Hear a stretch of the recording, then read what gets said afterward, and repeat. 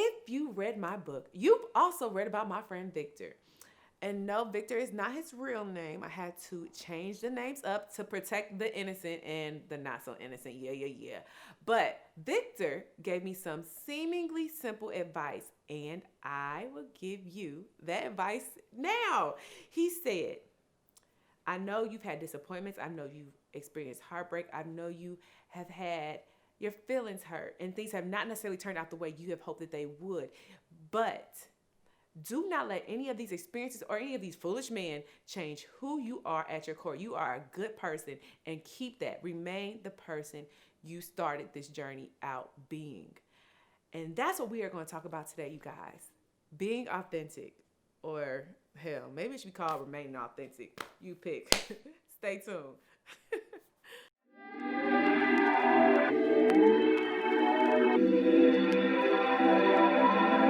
Hey y'all, welcome back to my channel. And all mama forgot to mention, a place where I give you advice on dating, love, romance, all the above, and how to navigate this crazy dating world. So the person I was just talking about in the very beginning, Victor, my friend, yes, him. You need friends like that. I'm gonna just start there. Okay, we need friends who are going to hold us accountable, friends who are going to remind us of who we are, friends who are going to, they're going to wipe our tears, but they're going to also urge us to get back out there. Okay, we need those type of friends. However, I digress. I came here to talk about being authentic, and that's just it. Okay, we experience disappointment and heartbreak after heartbreak, or disappointment after disappointment. And in doing so, we tend to harden ourselves, and we almost start to change the essence of who we are and become somebody we would not have recognized prior to these experiences. Y'all, my ex literally told me, well, y'all, here's a story. My ex literally told me that he was unsure if he still had the capacity to love. And yes, this was after we broke up. And the same ex then told me that one of his flaws was him being too loyal. Now, I don't know about you, but I thought loyalty was a good quality. That's why I beg to differ. If you have any part of you that is good, no, let me say it like this. Goodness can never be a flaw. Rather, I would think it would be flawless. It's just unfortunate that sometimes we give those good parts of us to the wrong, undeserving people. So now you have been loyal, and yet you got betrayed, unfortunate, and you now think that you can't show that part of you to anybody else, and you can't be loyal to anybody else anymore. But what happens when the right person comes along? A person who will appreciate that goodness in you and appreciate that loyalty, because maybe in their last experience, that's what they didn't have. That's what they longed for and yearned for. Or maybe they just have the sense enough to recognize good when they see it. But they're not going to see it in you because, oh, no, you've taken whatever baggage that person gave you, and you've taken your goodness and put that baggage on top of that goodness and push it down. So that person over here who is good for you, possibly, and recognizes that good, would recognize that goodness in you and cherish it, they're not going to see it. They're going to see a whole new you that's covering up and hiding all that goodness. But those people aren't the people who broke you. So why cut them? It's an ugly cycle that we just keep up. And I'm going to talk about this in the next video. The next video. Basically, stop bleeding all over people, because y'all, we out here giving people who don't deserve to kiss our ass. Our ass is the kiss.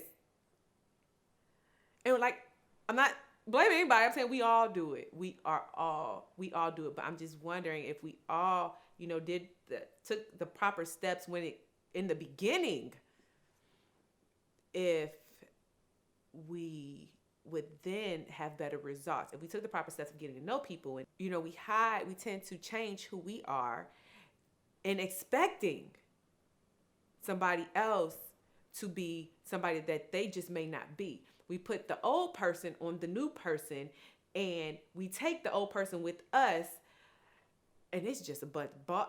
Now, don't that sound crazy? That's a ball of confusion. Put the old person traits on a new person that we don't even know. Then we take the bad traits from them and bury our good traits with their bad traits, or because of their bad traits, and we don't give it to the new person who ain't got nothing to do with none of this over here. All this over here ain't got nothing to do with it. And we don't know how they are at all. We won't know until we get to know them. But we're going to be too scared to let them know us. Because all them traits, all them good traits, are now have piles and piles and piles and piles of whatever somebody else, maybe 1, 2, 3, and 4, have done. And so that person who just may love those traits, who are down here up under whatever yuck we got going on, they're never gonna see it. Now just imagine if we gave those good parts, to the right people. Will we still feel as if we had done something wrong? As if we had violated ourselves by being who we are and showing the goodness in us in the first place? So what I'm saying, and that's the point of this video, is we tend to give the wrong people our goodness. I recently read a poem by his name is Pierre Gianti, and it's out of his book entitled Him, I believe. Yes, it's out of his book entitled Him. Y'all, where my bookmarks go?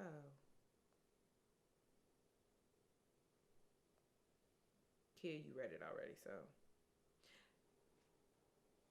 And he stated, maybe there is not a lack of good men for women or good women for men, but a lack of people falling for those who are meant to catch their hearts. Somewhat like the good in this world, the lack of it is easily discovered by the eye, yet where it lies in its abundance isn't given enough credit. Okay, y'all, we do this all the time. We do this. We just do. We see the badness on the news. We see, people being, I don't want to talk about killed in the streets, but just the last 4 years, we've just seen a mess on the news. But we forget just the beauty that's all around us, or the goodness that's all around us. And we tend to do the same thing in our interactions with people. We wait for the bad. We sit and okay, so how's this gonna mess? I'm guilty. I know I am. So I've already told you that I'm not perfect. All right. So when this other shoe gonna drop? All right, this is too good to be true. All right, what you got up your sleeve? We do that, and us thinking that way. You ain't gonna see that good side of me. Yeah, I can cook up a good meal, but I ain't cooking it for you because I don't know if you deserve my food, brother. That type of stuff we do. So we just always expect the bad. And there's goodness out there.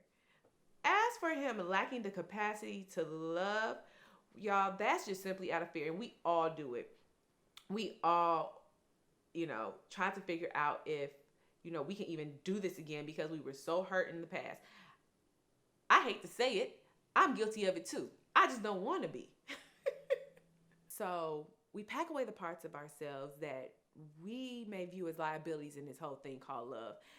And we become somebody who is really unrecognizable and disingenuous to the core of who we are. I'm not talking about the evils and the crazies out there, because that might be what's in your core. But how do we enter this dating field in the game of romance and love? And showing up as our full selves and our genuine selves? Well, it comes honestly in getting to know someone. We really need to get to know who people are and what they come with. Just normal people who know it takes time to get to know other people, who knows it takes time, especially if you're intentional. We talked about that in the last video. When it comes to dating, to know the core of somebody. You actually have to get to know somebody. And that takes time. No microwave relationships, y'all. I'm talking about it with the good, the bad, the ugly. Seeing them when they're mad, seeing them when they're sad, as well as, the good times. Of course, you're not dumb. That's what makes a good relationship. We tend to fall for the glitz and glamour that's right in front of us. And that's how we get heartbroken. We didn't know that person. Y'all might call me a fool. Man, I wouldn't blame you if you did. But my ex didn't know my birthday. And that's minimal. That's basic. Jesus. You really have to get to know people, and it takes time. That way, once we get to know people, we know whether or not they deserve to see who we are. And we can give a little bit of ourselves, and a little bit more, and a little bit more. But that comes in with time, and that comes in dating, and that comes in getting to know a person. And I will urge you to date more than one person at a time. I am not against dating more than one person at a time, because that's what dating is taking in information and getting to see if the person that they are, if it's the person who you are, and if you think you can really do that whole thing long term. All right? Show up as you, okay? You're the prize.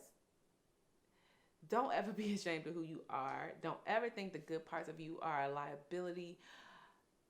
Just make sure you give them to the right people. That way, we can minimize giving the wrong people the right parts of us, and then giving everyone else the parts of us that didn't even exist before we met the wrong person. Y'all, dating may be dangerous, dreadful, heartbreaking, disappointing, weary, cause anxiety, bubblegut, aggravating, pain. But it can also be beautiful, glorious, and amazing if we do it right. And we do it with attention. And you show up as you. Guys, I hope this was good to you. I hope you got something from it. If you did, please subscribe below. Ring the bell. If you have not gotten the book, I mentioned the book earlier. Here it is. I don't think I've ever shown you guys a copy on this channel, but here it is. Who Does That? Lessons Learned from Epically Disastrous Dating Life and All Mama Forgot to Mention. You guys, this book is literally, I've been told, it's very, authentic, and it's very vulnerable. Kudos to me, since that's what I just talked about. However, it's funny. It documents my dating life, some of it. It has some good, but of course there is some bad, and how I tried to navigate it and the lessons I learned from it.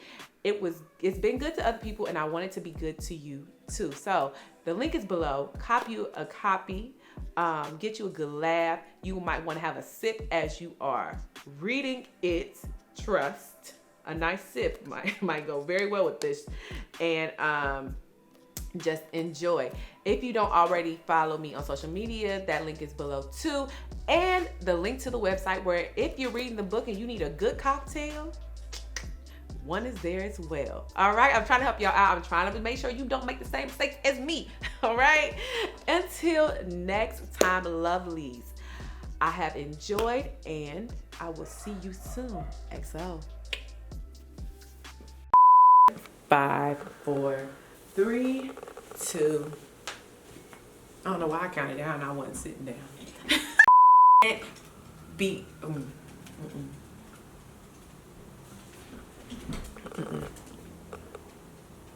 I'm not good at this. That's just it though. When we have our heart broken,